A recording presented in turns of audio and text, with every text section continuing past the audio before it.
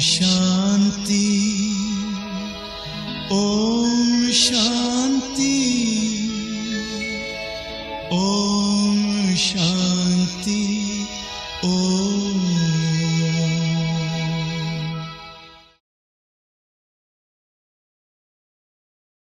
बहन जी कह रही हैं आपसे कोई सीखे, लेकिन वास्तव में होना चाहिए बाप से सब सीखें, क्योंकि जो कुछ हम सुनाते हैं या करते हैं वो हमारे परम पिता ने ही सिखाया हुआ है।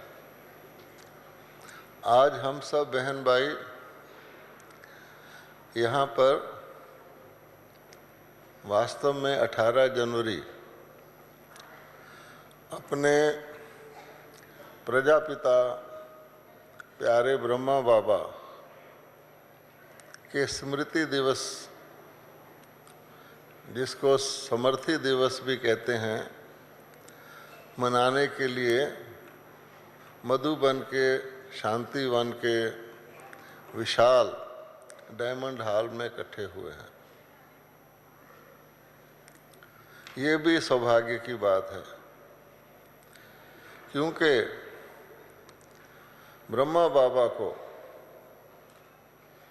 सिवाय हम बच्चों के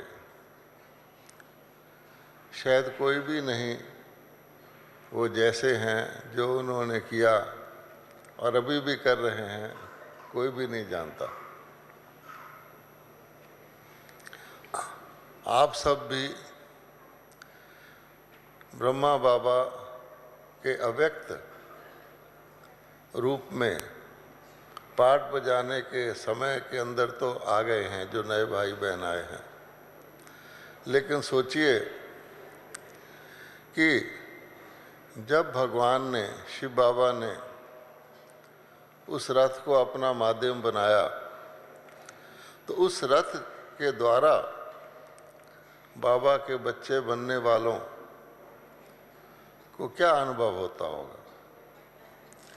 जैसे कि धरती पर परमात्मा से मिल रहे हैं। अब बाद में हम सोचते हैं अगर हमें पता होता कि ब्रह्मा बाबा अचानक 18 जनवरी 69 को अव्यक्त हो जाएंगे तो हम क्या कुछ नहीं करते। बाबा को पकड़ लेते, जितना बाबा से हमने पालना ली उससे 100 गुना लेते, बहुत प्यार करते। लेकिन ड्रामा में हर एक का पार्ट है और अपने पार्ट से खुश रहना चाहिए। अचानक बाबा हमको पालना करते करते अचानक अव्यक्त हो गए। हम अपने शहर बाकड़ा नंगल में, जहाँ पर हम सेवारत थे, शाम का समय था, अचानक एक तार आ गया।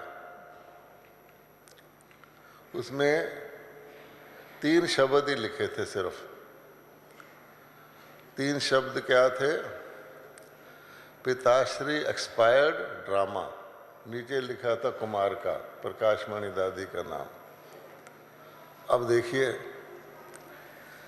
तो आप सोच सकते हैं कि जैसे किसी के पांव तले से ज़मीन निकल जाती है, हम सोचने लगे क्या हो गया, एक सेकंड के लिए क्या हो गया।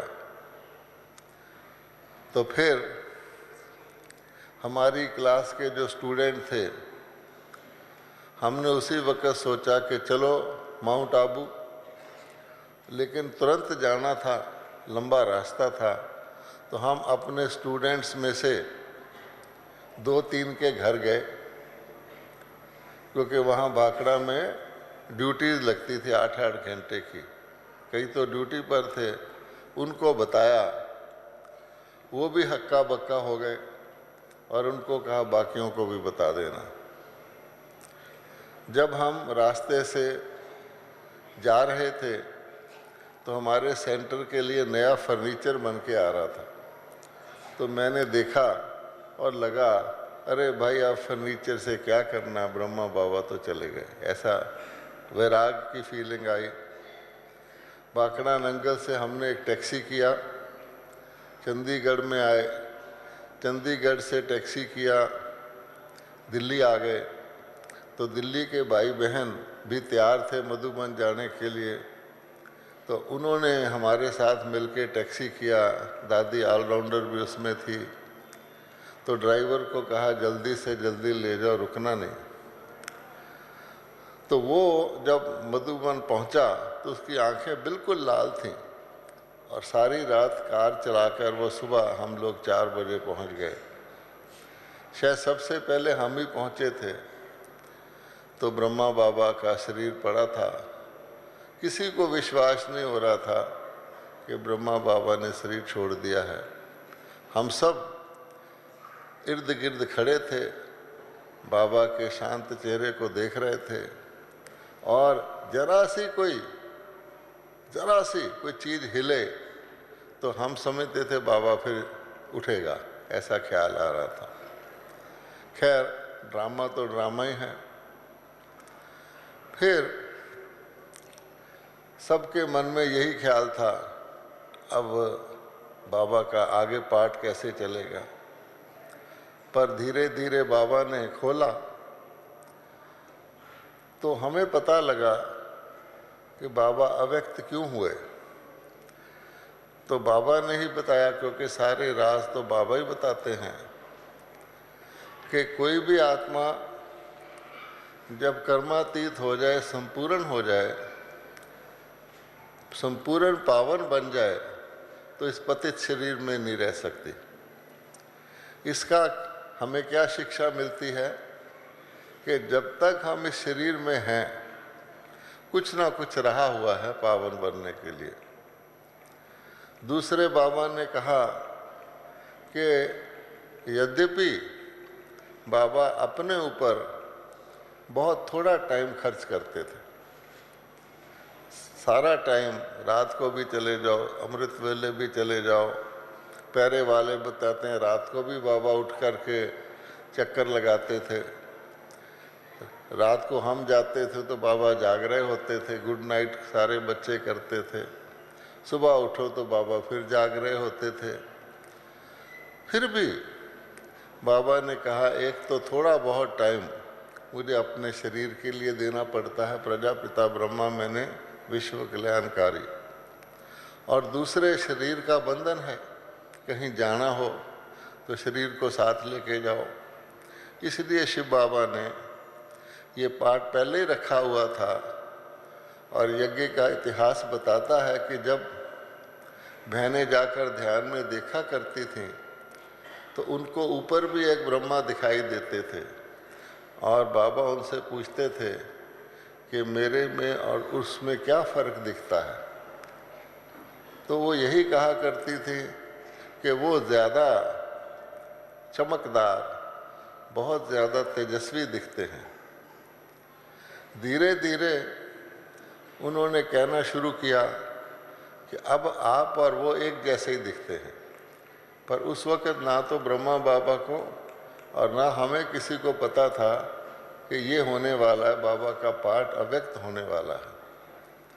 अच्छा, भक्ति मार्ग के चित्रों में भी हम देखते हैं ब्रह्मा विष्णु शंकर को ऊपर आकाश में दिखाया जाता है। कोई नीचे अच्छा काम हो रहा हो, यज्ञ इत्यादि हो रहा हो, तो ऊपर से वो फूल बरसा रहे होते हैं।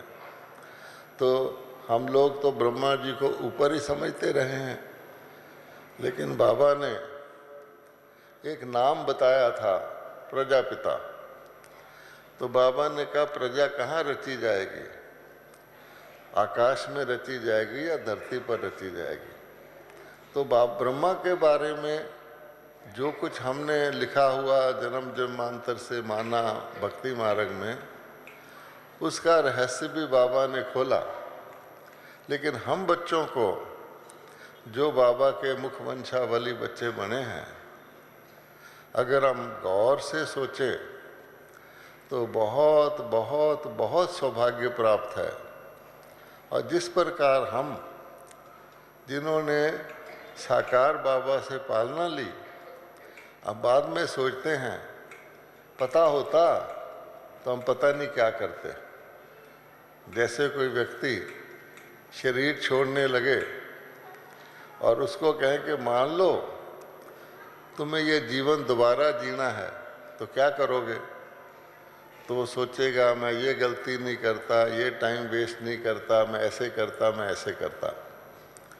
अब आपके लिए क्या है जो नए भाई बहन आए हैं या जिन्होंने अव्यक्त ब्रह्मा से ही जन्म लिया और पालना ली है, उनको भी यही सोचना चाहिए। अब जबकि अंतिम घड़ियां हैं, अव्यक्त ब्रह्मा जी का पाठ भी थोड़ा सा ही बचा है।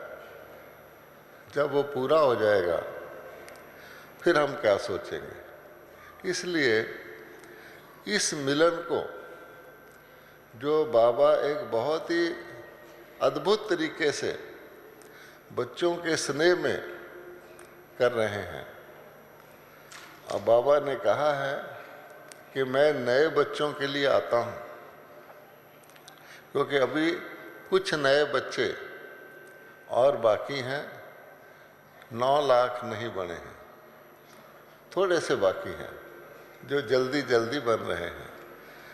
नयों के लिए आता हूँ लेकिन पुराने भी फ़ायदा ले लेते हैं। अच्छा, इसलिए हमें ये भी सोचना चाहिए कि ये घड़ियाँ जो थोड़ी सी हैं और बड़ी अमूल्य हैं, लोग तो कहते हैं जीवन अमूल्य है, लेकिन ये घड़ियाँ बहुत ही अमूल्य हैं, इनको हम पूरी तरह से सफल करें। पिछली मुरलियों में बाबा ने कहा है यूज और लूज, कि या तो सफल कर लो और या जाएगा। तो इसलिए हमें सावधान होना है। अब मैं आपको कुछ ऐसी वृत्तांत जो हमने ब्रह्मा बाबा के साथ देखे और ब्रह्मा बाबा के चरित्र से हमें जिनके साथ संबंध हुआ वो आपको सुनाते हैं, ताकि आप भी अपनी तीसरी आंख और मन की आंख के द्वारा उस सीन को देखते हुए ब्रह्मा बाबा साकार में क्या करते थे उसका कुछ सुख प्राप्त कर सकें। हमने देखा कि ब्रह्मा बाबा का इतिहास तो आपने सुना है, प्रैक्टिकली देखा। क्या देखा कि ब्रह्मा बाबा सचमुच गरीब नवाज, शिव बाबा गरीब नवाज है, तो गरीब नवाज शिव बाबा की बिल्कुल किस प्रकार से शिव बाबा गरीबों का अति स्नेह करते थे उसकी प्रतिमूर्ति थे। हम देखते थे शुरू में कि जब बाबा ने सेंटर खोले तो कुछ बड़े नगरों में भी खुले और कुछ ऐसे नगरों में खुले जो छोटे थे। एकदम बड़े नगरों में सारे सेंटर नहीं खुले। तो दिल्ली के पास एक गुड़गांव जगह है, अब तो उसका रूप बदल गया। वो सचमुच एक छोटा सा गांव होता था। तो वहाँ माताएं ही आती थी। तो माताएं हमने देखा मधुबन में आई हैं, 8-10 माताएं होंगी, बिल्कुल साधारण माताएं, गांव की माताएं। तो बाबा के कमरे में गईं बाबा से मिलने के लिए आकर, फर्स्ट मीटिंग के लिए। तो मैं भी वहाँ खड़ा था। क्या देखा कि माताएं ना बड़े स्नेह से, क्योंकि उन दोनों का ट्रैवल भी इस तरह का नहीं होता था, रिजर्वेशन, एयर कंडीशन आदि। तो कहती हैं बाबा हम यज्ञ के लिए ये लाए हैं। तो क्या लाई थी वो? उन्होंने अपनी पोटली खोली, उसमें थोड़े से चावल, एक में थोड़ी सी दाल, थोड़ी सी चीनी और एक छोटी सी डब्बी में एक देसी घी, कि बाबा हम यज्ञ के लिए ये लाए हैं। और बाबा इतना खुश जैसे कि कोई हीरे लाया हो। अब बाबा को उनको देखकर इतना स्नेह आ रहा था कि वाह, क्यों कि इन बच्चों ने मुझे पहचाना है। ये चीज़ नहीं देख रहे, लेकिन इन्होंने मुझे पहचाना है और ये भी पहचाना है कि हम यहाँ जरा सा भी सफल करेंगे तो हमें सतयुग में मिलेगा, सोने की ईंटें मिलेंगी, महल मिलेगा। सचमुच पहचाना। तो इसकी कहानी उन्होंने, शास्त्र वालों ने, सुदामा के चावल के रूप में लिख दी। इसी प्रकार छोटे से छोटा आयु का, बड़ा बुजुर्ग हो, कोई बहुत धनवान हो। वैसे तो यज्ञ में कोई बिरला टाटा तो नहीं आते, लेकिन संसार के रूप में धनवान हो, बाबा हर एक को बराबर का प्यार देते थे। वैसे तो बाबा कहते हैं कि धनवान मुश्किल है, अपना कुछ सफल करे, पूरा समय लगाए, लेकिन बाबा की तरफ से कोई फर्क नहीं है, उनके लेने में फर्क है। इसलिए जैसे बाबा कहते हैं कि मैं अपने बिल्कुल अनन्य बच्चे और बिल्कुल जो कमज़ोर बच्चे हैं सबको बराबर प्यार करता हूँ, बल्कि मैं कमज़ोर को ज़्यादा प्यार करता हूँ क्योंकि उसको मेरी पालना की शक्ति की ज़्यादा ज़रूरत है। तो इसको हमने देखा कि बाबा के पास जिस प्रकार का व्यक्ति आता था उसको वो इसी प्रकार से व्यवहार करते थे, प्यार करते थे। हमने अपने लिए देखा कि मेरी आयु कोई 21 वर्ष की थी जब मैं बाबा के पास आया। अब मुझे तो बिल्कुल पता नहीं था कि मेरा क्या पार्ट है, पर बाबा की परख ऐसी थी कि किसी भी आत्मा को बाबा एक क्षण में मतलब परख लेते थे, ब्रह्मा बाबा भी। वैसे तो वो कहते हैं कि शिव बाबा सब कुछ जानता है, मैं थोड़ी जानता हूँ। अब मैं तो बाबा का ज्ञान सुनाता हूँ, अब मुझे आपके लौकिक से, संसारिक चीज़ से, व्यवहार से कुछ नहीं लेना। लेकिन बाबा का परख और स्नेह इतना था कि कोई भी आत्मा ने जिसने साकार से पालना ली हुई है उसके रोम रोम में, समझो कि उसके श्वास श्वास में, दिल में, दिमाग में बाबा ऐसे मौजूद रहता है जैसे कि वो भूल ही नहीं सकता, सपने में भी नहीं भूल सकता, भूलना चाहे भी तो नहीं भूल सकता। तो हमने क्या देखा, मैं आपको 2-4 घटनाएं सुनाता हूँ समय की सीमा के कारण। कि जब मैं चार्टर्ड अकाउंटेंसी पढ़ता था तो बाबा को पता था कि ये पढ़ता है, और उस समय ये डिफ़िकल्ट होता था एग्ज़ाम। मेरा चार्टर्ड अकाउंटेंट नंबर 3812 है। समझो कि उस समय 3811 चार्टर्ड अकाउंटेंट थे सारे भारत में, अब तो लाखों हैं। तो जब मैंने इम्तिहान दिया, पास कर लिया, तो नॉर्मली चार्टर्ड अकाउंटेंट बनने वाले अपनी प्रैक्टिस शुरू करते हैं, कोई दफ्तर खोल लेते हैं, प्रैक्टिस करते हैं। मैंने भी ऐसे ही किया। लौकिक पिता ज्ञान में थे, उनका बहुत परिचय था शहर में। तो दिल्ली का एक एरिया है सदर बाज़ार, बहुत प्रसिद्ध बिजनेस सेंटर है, वहाँ उन्होंने मुझे ऑफिस ले दिया, मैंने प्रैक्टिस शुरू कर दिया। कोई 8-9 महीने बाद मैं मधुबन गया। आते ही वो मधुबन, आपने पांडव भवन का आगे का हिस्सा देखा है जिसको हम लोग चांदनी चौक कहते थे। तो वहाँ बाबा मुझे देखते ही बोले, बच्चा तुमने इम्तिहान पास कर लिया? और मैंने कहा हाँ बाबा कर लिया। तो बोले क्या करते हो? तो मैंने बड़े फ़ख्र से, जैसे कोई बच्चा अपनी कार्रवाई दिखाता है, मैंने कहा बाबा मैंने दिल्ली में बहुत बड़े एरिया में ऑफिस खोला है। अच्छा। बाबा मुस्कुराए और मुझे बोला थोड़ा नज़दीक आ जाओ। तो मैं और नज़दीक चला गया। तो बोले बच्चा तुमको क्या करना है, 2 रोटी खाना है ना? काहे को ये सच झूठ का चार्टर्ड अकाउंटेंट को अकाउंट्स में थोड़ा चेंज वगैरह करना पड़ता है, बिजनेसमैन के काहे को सच झूठ का धंधा करता है, हैं? जाओ कोई सरकारी नौकरी कर लो। अच्छा, अब बाबा का प्रभाव, बाबा का प्यार, तो जैसे कोई किसी के दादाजी किसी को कहें लौकिक में भी बाबा ने कहा, वैसे भी बाबा मुरलियों में कहते हैं कि वकालत करने वाले को खाना खाता ये भी नहीं पता लगता मैं क्या खा रहा हूँ, उसका ध्यान अपने केस में ही रहता है।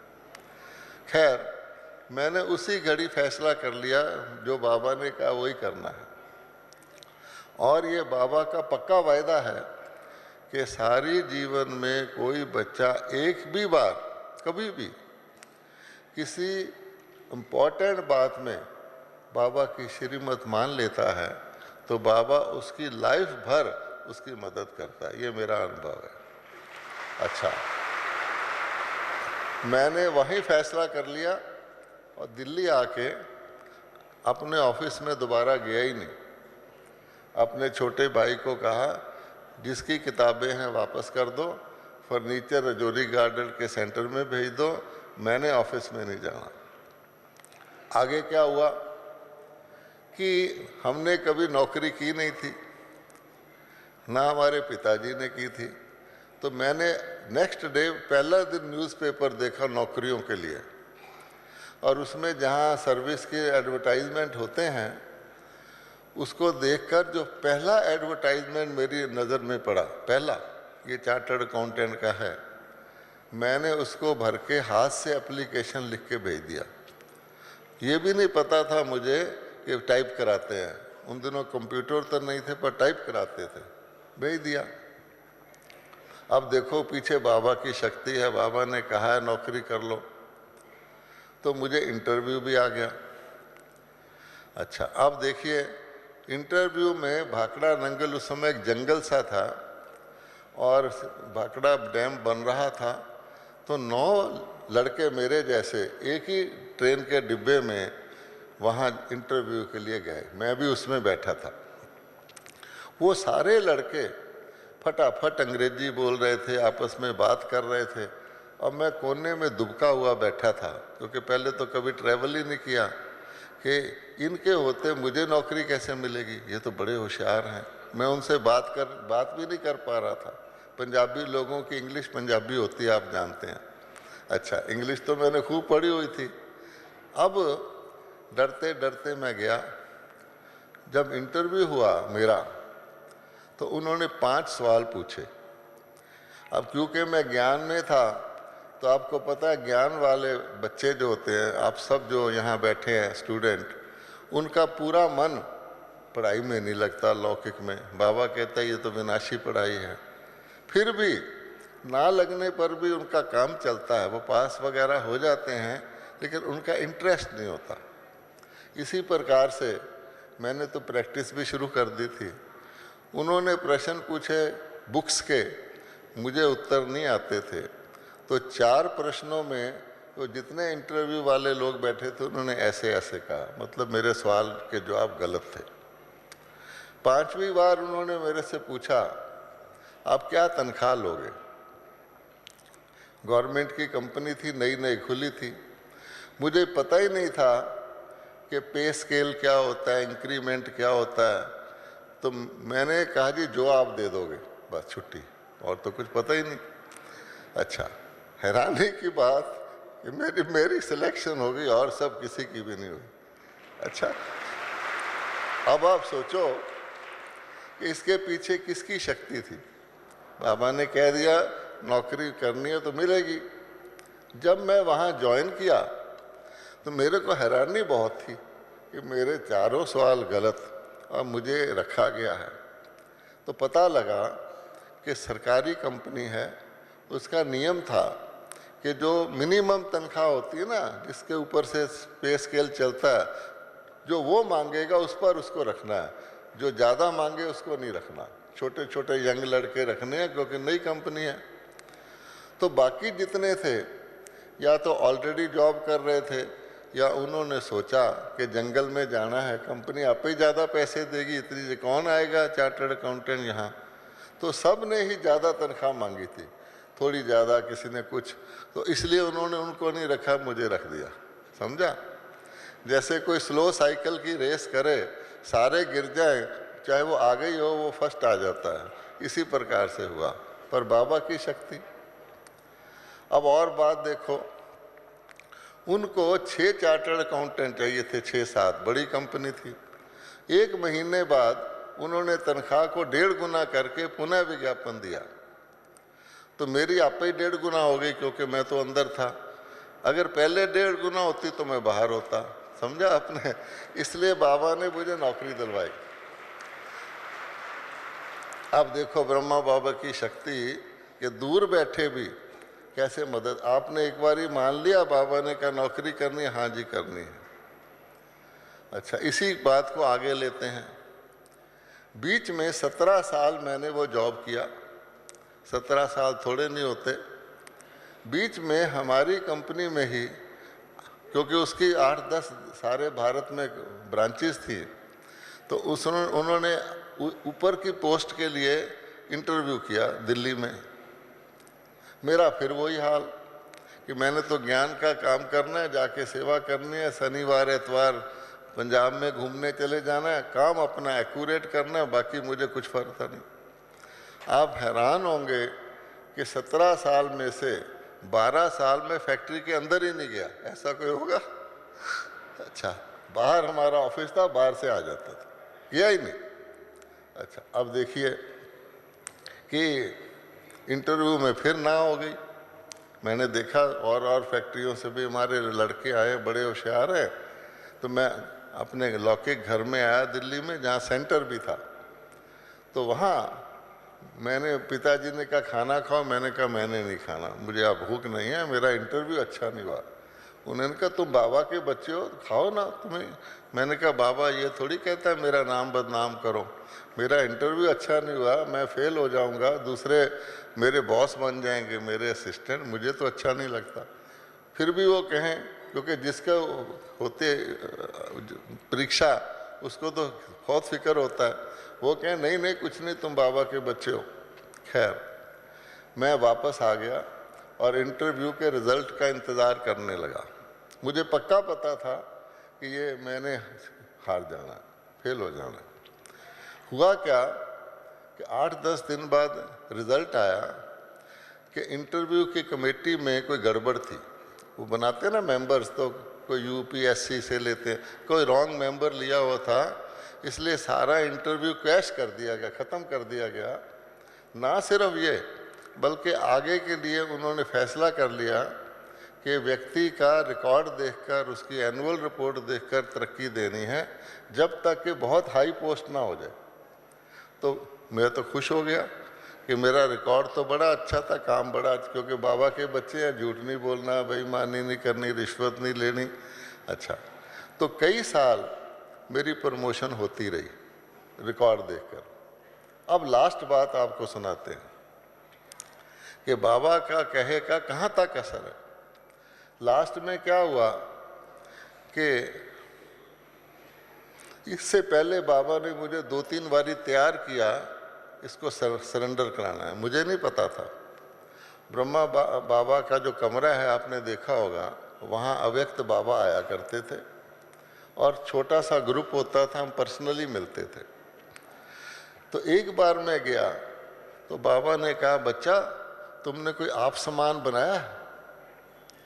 अब मैंने समझा मेरा शरीर छूटने वाला है। क्यों? भगवान कह रहा है। अब पंजाब हरियाणा में मैं सेवा करता था, मैंने सोचा मेरा शरीर छूटने वाला है, बाबा कह रहा है तुमने कोई आप सामान बनाया? तो बाबा ने कहा जो तुम सोच रहे हो वो बात नहीं है, मुझे बोल दिया। अच्छा, तो उसी समय मेरे मन में 2 चेहरे उभरे कि भाई बाबा ने कहा आप सामान बनाओ, कहा तुम मान लो कभी कहीं नहीं जा सकते तो दूसरे को भेज दिया करो, बाबा भी कहता आप सामान बनाओ।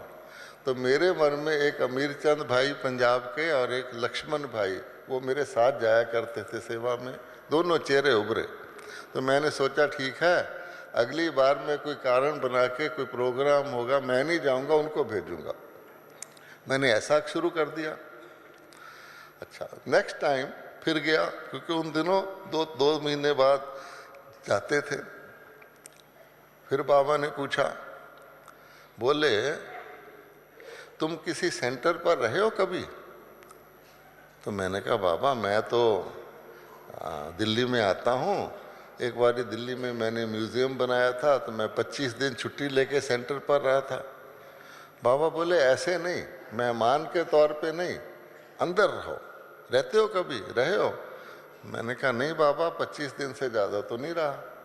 बोले सेंटर में रहने से बहुत भाव स्वभाव का टकराव होता है। इतना कहा, मैंने सुन लिया, तब भी मुझे पता नहीं लगा। अच्छा, थर्ड टाइम मैं गया तो बाबा ने मुझे कहा सीधा सीधा, बच्चे तुम्हें नौकरी करते हुए ईश्वरी सेवा करना पसंद है या केवल ईश्वरी सेवा पसंद है? अब बताओ। तो मेरे को तो कोई फर्क नहीं पड़ता था, क्योंकि नौकरी में मैं बहुत सालों से था। तो मैं कोई 15-20 मिनट चेक साइन करता था, दफ्तर का काम करता था, बाकी ईश्वरी सेवा करता था। मेरे स्टेनो की कॉपी में भी सेंटरों को चिट्ठियाँ लिखी हुई होती थी। एक त्रिमूर्ति मैगजीन था, वो मैं वहाँ बैठे हुए चलाता था। अच्छा, तो मैंने साफ साफ कहा, पैसा भी अपना कमाता था, आज़ादी से रहता था। तो मैंने कहा बाबा मेरे लिए तो दोनों बराबर हैं। फिर बोले, फिर सोचो, सोच के कहा 19-20 बताओ। अच्छा, तो मैंने कहा कि बाबा, फिर भी मैंने कहा मेरे लिए तो बाबा दोनों बराबर हैं। बाबा ने कहा अच्छा। मेरे पीछे एक टीचर बहन बैठी थी गुजरात की, उसका नंबर आया। तो उसने कहा बाबा मैं ना नौकरी छोड़ के ईश्वरी सेवा करना चाहती हूँ। तो बाबा ने मेरी तरफ इशारा किया कि देखो, इसको मैंने पूछा तो इसने कहा कि मेरे लिए दोनों बराबर हैं। तो बच्ची तुम समझो, बाबा ने तुम्हें टीचर के तौर पे रखा हुआ है, जब बाबा को ज़रूरत पड़ेगी बाबा तुम्हें बुला लेगा। तो बाबा ने ये कहा अच्छा ठीक है। अब वो बात आई गई हो गई। इसके बाद दिल्ली का पांडव भवन खरीदा गया। 1972 में दिल्ली का पांडव भवन खरीदा गया। उन दिनों तो 3.25 लाख का था, अभी तो 8-10 करोड़ का होगा। आज तो नकली कीमतें हैं। तो उस समय बहुत बड़ा मकान गिना जाता था और बहुत सारे भाई बहनों ने पैसे मिला करके उसको खरीदा था। और उस समय उस मकान के अलावा सारे भारत में कोई प्रॉपर्टी खरीदी नहीं थी सिवाय माउंट आबू के। उसकी भी बड़ी स्टोरी है। लेकिन खैर, तो बाबा हमेशा कहते थे किराए के मकान में रहो, क्या लेना इस दुनिया में। लेकिन बाद में हालात बदल गए। मालिक मकान जो थे वो तंग करने लगे, खाली करो। हमारे म्यूज़ियम होते थे, तो भाई बहनों ने प्रोविडेंट फंड लोन लेकर किसी तरह से भी हर जगह मकान खरीदने शुरू किए। तो वो पहला था, तो उसको बहुत बड़ा गिना जाता था। तो जब मैं मधुबन में आया तो दीदी दादी ने मुझे कहा, भाई हमने बहुत बड़ा मकान खरीदा है। भाइयों को वैसे सरेंडर नहीं कराते थे, क्योंकि कहते थे बहनों की संस्था है, बाबा ने ज्ञान का कलश बहनों को दिया है। कोई खास काम फुल टाइम का हो तो भाई को देखकर सरेंडर कराते थे, उसका हिसाब किताब देखकर। तो बोले, उन्होंने छोड़ने को नहीं कहा। उन्होंने कहा भाई देखो, हमने बहुत बड़ा मकान लिया है, तुम अपनी ट्रांसफ़र करा लो दिल्ली में। हमारी कंपनी का हेडक्वार्टर दिल्ली में था, तुम दिल्ली में ट्रांसफ़र करा लो, एक भाई वहाँ चाहिए, बड़ा स्थान है। तो हमारी कंपनी का हेडक्वार्टर साउथ दिल्ली में था और करोल बाग में पांडव भवन था, जहाँ से जाने के लिए 1 घंटा लगता है। तो मैंने कहा दादियों को कि देखिए, यहाँ मैं 17 साल से हूँ, 5-10 मिनट काम करता हूँ, घर में भी बैठ के फ़ोन सुनता रहता हूँ, सेवा करता हूँ। अगर मैं हेडक्वार्टर में आ गया तो सारी कंपनियों की प्रॉब्लम मेरे पास आएंगी, मैं छुट्टी भी नहीं ले सकूँगा।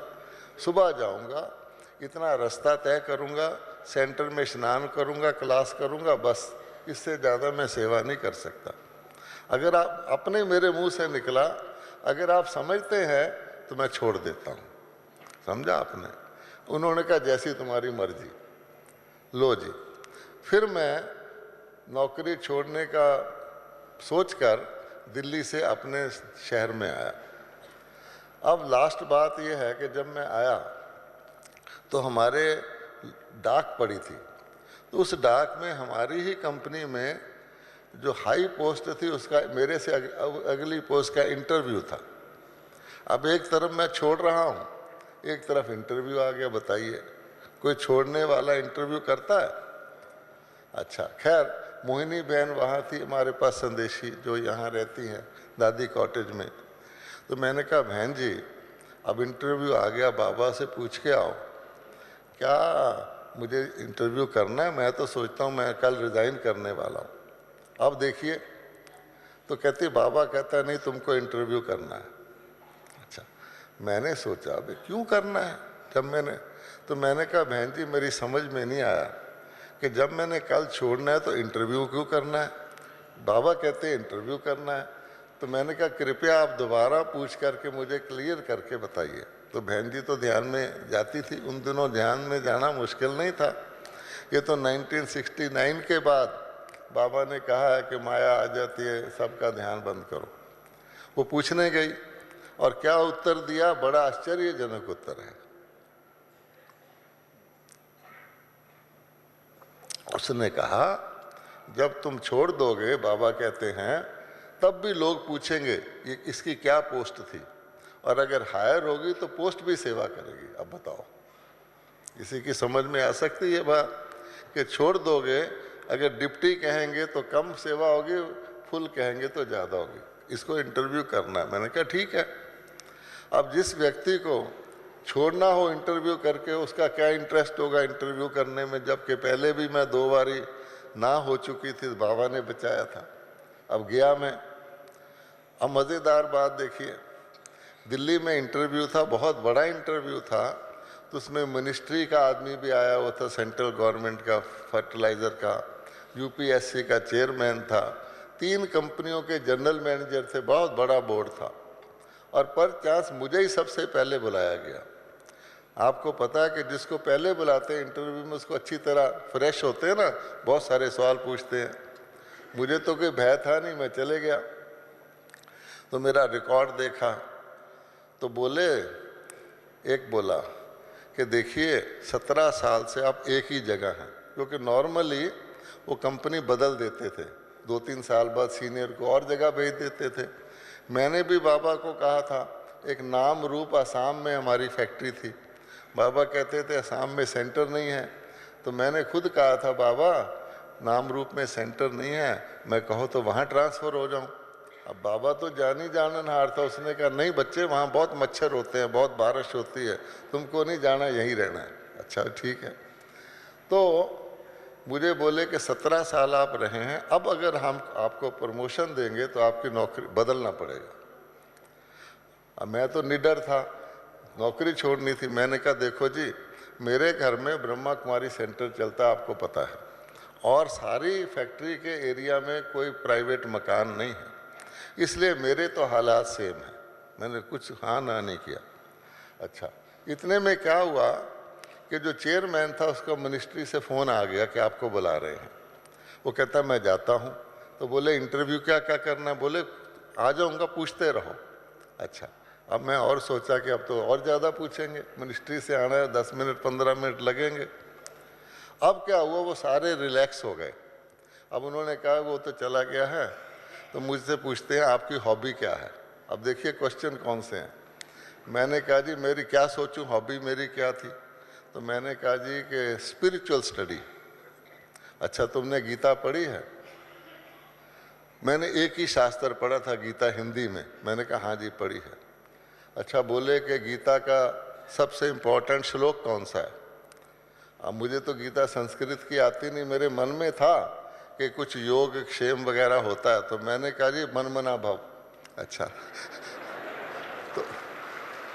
तो उन्होंने सिर हिलाया फिर। अच्छा, तो मैंने कहा मैं फिर कह रहा हूँ मन मना भव, क्योंकि भगवान ने कहा मुझे याद करो, और श्री कृष्ण जी का तो शरीर था, वो तो शरीर छोड़ के किसको याद करो? तो भगवान को जानने के लिए गीता का मन मना। फिर उन्होंने ऐसे सिर हिलाया। फिर कहते अच्छा ये बताओ गीता के अनुसार मान लो कोई व्यक्ति सड़क पर जा रहा है और दूसरा उसके पीछे छुरा लेके जा रहा है, तो आप देख रहे हो आप क्या करोगे? अब कहाँ इंटरव्यू, फाइनेंस मैनेजर की पोस्ट का कहाँ क्वेश्चन? अच्छा, मैंने कहा जी वैसे तो मैं अपनी मृत्यु से नहीं डरता, पर मैं लॉ को अपने हाथ में नहीं ले सकता, इसलिए मैं किसी पुलिस वाले को बताऊंगा। फिर उन्होंने सिर हिलाया। अच्छा फिर बोले मान लो जिसको छुरा मार रहे वो आपका सगा भाई है, फिर क्या करोगे? मैंने कहा जी सगा भाई कर्मों के हिसाब से बना है, मेरी उसके लिए ज़्यादा ड्यूटी है, इसलिए मैं देखूंगा मैं क्या करूंगा। अच्छा, तो उन्होंने एक ने कहा जी 9 मिनट हो गए, इनको जाने दो। अच्छा, मुझे बाहर भेज दिया, मेरी सिलेक्शन हो गई और मैंने रिज़ाइन कर दिया। समझा आपने? अब आप सोचो कि किसने सारा टाइम मुझे रखा, किसने एंड करवाया, किस तरह से ड्रामा है। इसलिए इतनी शक्ति उस बाबा की एक बोल में है, सारी जिंदगी चेंज। अच्छा, अब और 2-4 घटनाएं हमने देखा। बाबा अपने स्वमान में, शान में, फख्र में रहते थे और किसी से कोई संसारिक बात का तो उनको कभी फिक्र ही नहीं होता था क्या है। एक बार इनकम टैक्स वाले आ गए। आपको पता हो कि बाबा के होते कभी भी संस्था के पास इनकम टैक्स के कागज नहीं आए। बाबा के जाने के बाद हम लोगों को कई बार इनकम टैक्स में जाना, अभी भी बाबा बचा लेता पर काफ़ी जाना पड़ता। आ गए तो घंटी बजाते हैं ना पांडव भवन में, तो घंटी बजाई तो उन्होंने कहा इनकम टैक्स वाले हैं, बाबा से मिलना है। तो बाबा के पास पूछने गए, बाबा ने कहा भेज दो बच्चों को। आ गए। बाबा तो बच्चे कहता था और बाबा की पर्सनैलिटी और तरह की थी, जैसे बाबा कहता है चेहरे से ही तुम्हारे पता लगे। आ गए, बैठ गए, बोले बाबा हम इनकम टैक्स वाले हैं। बड़े डर से, जैसे कोई दुबक कर बैठता है ना। बाबा की पर्सनैलिटी ऐसी थी, चौकड़ी मार के बाबा योगी के रूप में बैठे थे, बिल्कुल सादा। तो बाबा ने कहा बाप को इनकम टैक्स लगाओगे? बस। अच्छा, वो हाथ जोड़ के चले गए, उसके बाद कभी इनकम टैक्स लगा लेंगे। अच्छा, इसी तरह से एक बार बाबा ने मुरली में कह दिया, उन दिनों चाइना की लड़ाई हो रही थी, तो चाइना और इंडिया के लड़ रहे थे, फौजें हमारी मर रही थीं। तो बाबा ने कहा कि देखो बच्चे, उस तरफ असम की तरफ के जो लोग हैं उनकी शक्ल चाइनी जैसी है ना, थोड़ा सा हिस्सा दे दो, क्यों लड़के मरते हैं। मुरली में कह दिया। अब किसी ने, गवर्नमेंट वाले ने मुरली को स्कैन किया और सीआईडी वाले भेज दिए कि जी ये कौन व्यक्ति है जो कहता है भारत का हिस्सा चाइना को दे दो। ये तो दुनिया में बड़ी अजीब बात गिनी जाती है। बाबा ने तो ज्ञान के हिसाब से कहा था, बच्चे क्यों मरते हैं। अच्छा, अब क्या हुआ? वो आ गए तो उन्होंने कहा कि बाबा घंटी बजी, हम सीआईडी वाले हैं, हम पुलिस वाले हैं, हम आपके बाबा से मिलना चाहते हैं। वो तो डरते डरते कि बाबा सीआईडी वाले। बाबा ने कहा भेज दो बच्चों को। अच्छा, अब वो बैठ गए जाके।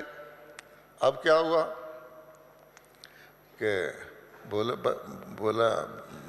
बाबा बोले हाँ बच्चे बोलो। तो कहते हैं बाबा हम पुलिस वाले हैं, आपने कहा ना कि धीरे धीरे डरते डरते आपने कहा ना कि भारत का कुछ हिस्सा चाइना को दे दो। बाबा ने कहा मैंने कब कहा, कहने वाला चला गया। अच्छा, समझा? अच्छा, सच्ची बात है। अच्छा, अब वो क्या करें, उनको कुछ पता नहीं। तो फिर बड़े प्यार से डर के कहते हैं अच्छा बाबा आप उनको कह देना कि ऐसे ना कहना। अच्छा, फिर ओम शांति करके चले गए। तो बाबा कहते हैं, हमें भी आजकल बाबा यही कहते हैं कि तुम ये जो मेहनत करते हो अपने पावर को बढ़ाओ, और आपको क्या क्या अथॉरिटी है। आप ऑलमाइटी के बच्चे हो, दुनिया को परिवर्तन करना, ये छोटी मोटी चीज़ों के ऊपर उठ जाओ। तो हमने भी देखा है कि वो फार्मूला हम यज्ञ में लगाते हैं, कोई परीक्षा नाम मात्र आती है। अच्छा, अब हम अपने साथ की 1-2 घटनाएं बताते हैं। तो क्या हुआ, जब हमारी नौकरी लग गई तो आपको पता है कि हिंदुस्तान में पहली तनख्वाह अपने गुरु को भेजी जाती है। तो मैंने भी अपनी पहली सैलरी का चेक रजिस्ट्री करके बाबा को भेज दिया। बाबा ने रजिस्ट्री करके वापस कर दिया। समझा आपने? तो आप सोचो कि एक लड़का यंग और वो अपने गुरु को पैसे भेजे और गुरु उसको रजिस्ट्री करके वापस करके दुनिया में हुआ है, तो आपके दिल पे क्या असर पड़ेगा कि बाबा को पैसे वैसे का कोई नहीं। और फिर मैंने क्या किया, मैंने मुरली तो मैं रोज़ पढ़ता हूँ, मेरी स्ट्रॉन्ग पॉइंट है, तो मुरलियों की 15-20 पॉइंट लिखकर बाबा को भेजी कि बाबा आप तो कहते हो कि मैं जिसका सफल करना उसी का लेता हूँ, मैं बड़ा व्यापारी हूँ, और आपने मुझे कहा था नौकरी करो, ये तो ईमानदारी की कमाई है, इसलिए कई पॉइंट्स लिखकर क्या आप मेरा सफल नहीं करवाना चाहते हैं? ऐसे करके फिर रजिस्ट्री करके भेज दिया। अच्छा, तो बाबा ने फिर लिखा कि अच्छा बच्चे, इस बारी बाबा ले लेता है लेकिन आगे से नहीं देना, भेजना। बाबा और बच्चे एक ही हैं, बाबा के पास है, ये बच्चों के पास है, एक ही बात है। अब देखो, एक तो ये बात हुई। अच्छा,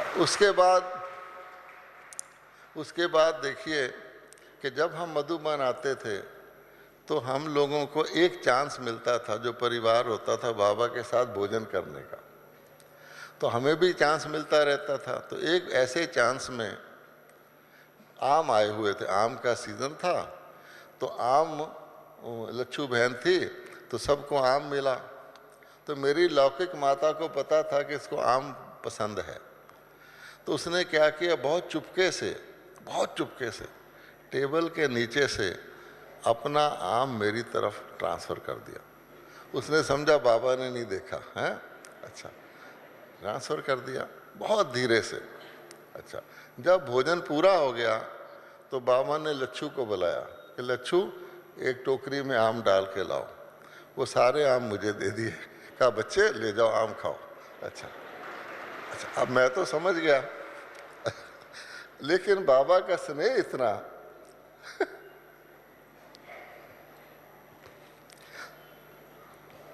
ये आप हैरान होंगे कि आज दिन तक जब भोग लगता है मैं बाबा के लिए आम जरूर लाता हूँ, आज भी लाया हूँ। चाहे सीज़न हो ना सीज़न हो, 200 रुपये का आम मिले मैं जरूर लाता हूँ। अच्छा, उसमें बड़ा मुझे मज़ा आता। अच्छा, फिर देखिए बाबा शिक्षा कैसे देते थे कि मेरे लौकिक पिता ने शरीर छोड़ दिया, अब उनके सारे ड्रेस मुझे फिट आते थे, तो मैंने वो ड्रेस रख लिए। तो जब हम बाबा से मिल के विदाई लेते थे तो बाबा बच्चों को कोई ना कोई सौगात देते हैं, जैसे आजकल भी यज्ञ से सौगात मिलती है। तो उन दिनों रेडीमेड ड्रेस इंडिया में नहीं बनते थे, आज तो स्वेटर भी बुनने मुश्किल हो गए, सब रेडीमेड पहनते हैं।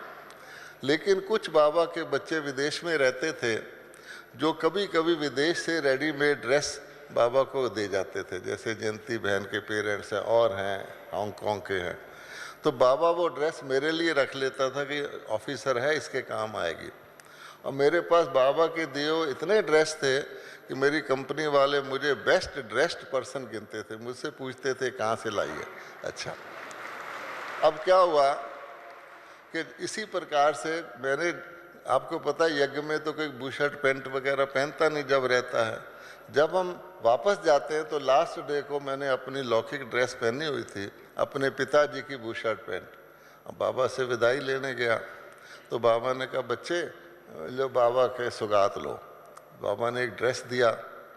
अब बच्चा जैसे कार्रवाई दिखाता है ना अपने पेरेंट्स को, मैंने बताने के लिए कि मैं कितना इकोनॉमिकल हूँ, मैंने कितना बचत करता हूँ, तो मैंने बाबा को कहा बाबा देखो मेरे पिताजी ने ना 30 ड्रेस छोड़े थे, लोग ब्राह्मणों को दे देते हैं, मैं तो ब्राह्मण हूँ, मैंने सारे रख लिए, ये देखो ये जो मैंने पहना हुआ है कितना फिट है। अच्छा, बाबा ने कहा बच्चे लौकिक का पहनोगे तो लौकिक याद आएगा, बाबा का पहनोगे तो बाबा याद आएगा। और ये सचमुच था कि चाहे मैं पहनता था, एक सेकंड मुझे ज़रूर ख्याल आता था पिताजी की ड्रेस है, मैं समझ गया।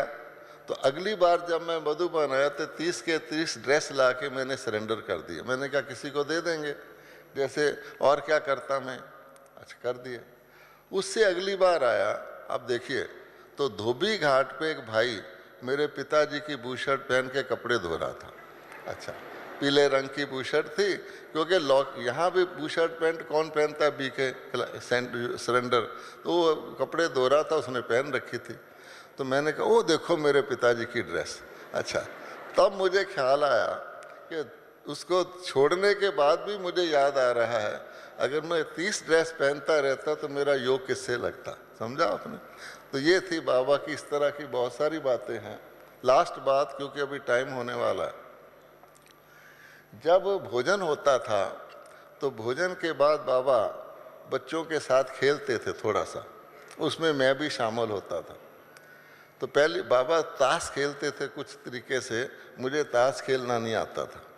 तो जब मैं पहली बार गया, आपको पता बाबा की वहाँ गद्दी है, उसके सामने बाबा का बच्चा नारायण, वो आज भी आए हुए हैं, वो मैं और 2-3 जने होते थे। तो बाबा ने पूछा तुमको ताश खेलना आता है? मैंने कहा नहीं। बाबा ने पूछा तुम क्लब में जाते हो? तो कंपनी का तो क्लब था मेरे घर के, मैं कभी नहीं जाता था। तो मैंने कहा बाबा मैं तो साल में एक बार ऑडिट करने जाता हूँ, उस क्लब में होता है ना कितना सामान है, कितना स्टॉक है वो। बाबा ने कहा तुम बुद्धू हो। तो बाबा ने मुझे कुछ सिखा दिया, सिंपल सा गेम था। तो हम रोज़ इंतज़ार करते थे वो टाइम आएगा बाबा से खेलेंगे। अच्छा, हमेशा क्या होता था, हम लोग हारते थे और बाबा जब हार जाते थे तो हमसे ऐसे करवाता था, उसमें भी हमें मज़ा आता था। एक दिन बाबा ने नहीं बुलाया, तो मैं तो घूम रहा था बाहर, तो लच्छू बहन बाहर आई। मैंने कहा लच्छू बहन आज बाबा ने बुलाया नहीं। कहती मैं पूछ के आती हूँ।